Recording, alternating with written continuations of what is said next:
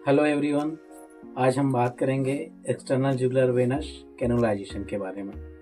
आज हम इस प्रोसीजर के बारे में स्टेप बाय स्टेप समझेंगे। इसमें फर्स्ट वन अपन देखेंगे एनाटॉमी, सेकंड इंडिकेशन क्यों है ना। नेक्स्ट देखेंगे अपन sterile procedure and last contra indication. चलो देखते हैं स्टेप बाय स्टेप। तो फर्स्ट देखते हैं अपन एक्सटर्नल जुगुलर वेन का एनाटॉमी। इस डायग्राम में हम देखेंगे कि जो रेट्रोमैंडिबुलर वेन है और पोस्टीरियर ऑरिकल वेन है, दोनों कंबाइन होकर एक्सटर्नल जुगुलर वेन फॉर्म करता है। एक्सटर्नल जुगुलर वेन नेक को ऑब्लिकली क्रॉस करते हुए सब क्लेवियन वेन में खुलता है। एक्सटर्नल जुगुलर वेन कुछ लोगों में विजिबल रहता है या फील कर सकते हैं, स्पेशली उन लोगों में जो action perform like Valsalva manoeuvre है ना। अब वल्सल्वा मैनूवर क्या है कमेंट करके बताइए। इन लोगों में ब्लड फ्लो बढ़ जाता है, जिसके कारण जो एक्सटर्नल जुगुलर वेन जो है डिस्टेंडेड होके दिखाई देता है। अब नेक्स्ट अपन देखते हैं इंडिकेशन है ना। एक्सटर्नल जुगुलर वेन कैनुलेशन का इंडिकेशन क्या क्या है। इसमें पहला अपन देखते हैं, अगर पेरिफेरल वेन नहीं मिल रहा है ना, या बहुत ही स्मॉल साइज हो या मल्टीपल टाइम पंचर हो गया हो, तो अपन अवॉइड करते हैं और एक्सटर्नल जुगुलर वेन लाइन लेते हैं। नेक्स्ट है कुछ emergency situation like trauma, shock या कार्डियक अरेस्ट है ना। इस समय अपन इमरजेंसी मेडिसिन तथा रैपिड फ्लूइड या ब्लड प्रोडक्ट है ना ट्रांसफ्यूज करना रहता है, जिसके कारण ईजेवी लेते हैं। कुछ ऐसा मेडिसिन भी रहता है जिसको अपन पेरिफेरल वेनस से नहीं दे सकते हैं, क्योंकि वो इरिटेटिंग रहता है और फ्लेबाइटिस या पेन होता है। इस कारण से अपन एक्सटर्नल जुगुलर वेन का यूज़ करते हैं। नेक्स्ट अपन देखेंगे फ्लूइड रिससिटेशन।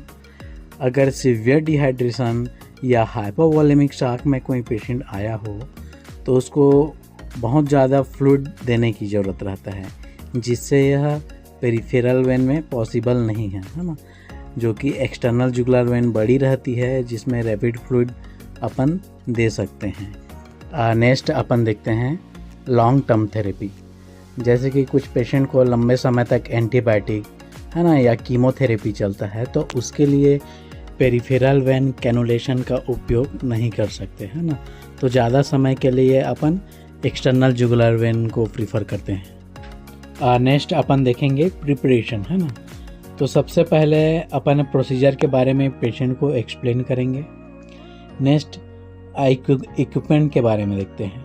तो first sterile gloves, antiseptic solution, cannula है ना, और सिरिंज चाहिए with flush, transparent dressing, securing device. अब आते हैं प्रोसीजर में है ना। तो सबसे पहले पोजीशन देंगे पेशेंट को। पोजीशन में सुपाइन पोजीशन देंगे, हेड स्लाइटली टर्न रहेगा है ना, जिससे कि वेन जो है अच्छा से एक्सपोज हो। अब आते हैं सीधे प्रोसीजर में।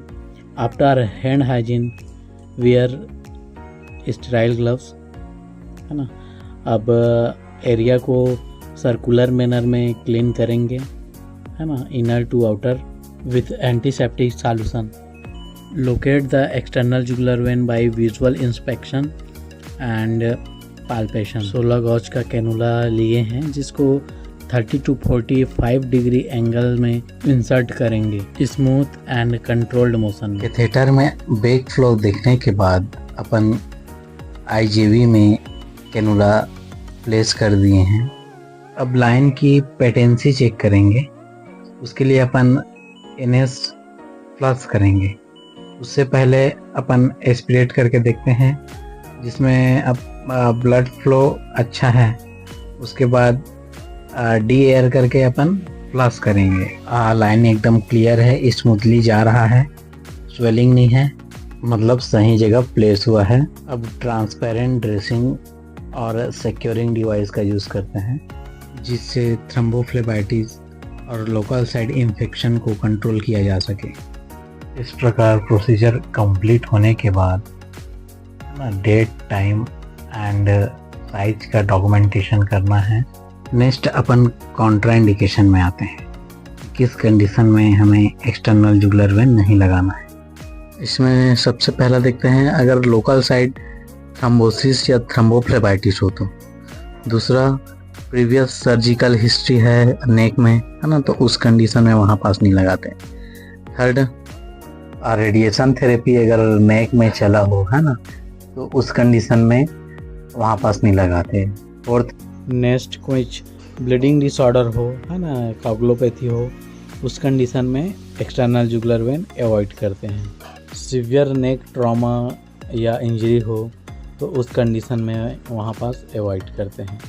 नेक्स्ट, लोकल साइड अगर इन्फेक्शन हो तो उस कंडीशन में भी नेक्स्ट साइड में कुछ एनाटॉमिकल एबनॉर्मलिटीज़ हो, है ना, तो उस कंडीशन में भी अपन अवॉइड करते हैं। इस प्रकार एक्सटर्नल जुगुलर वेन कैनुलेशन का टॉपिक कंप्लीट हुआ। अगर ये वीडियो अच्छी लगी हो तो प्लीज़ लाइक एवं सब्सक्राइब करें।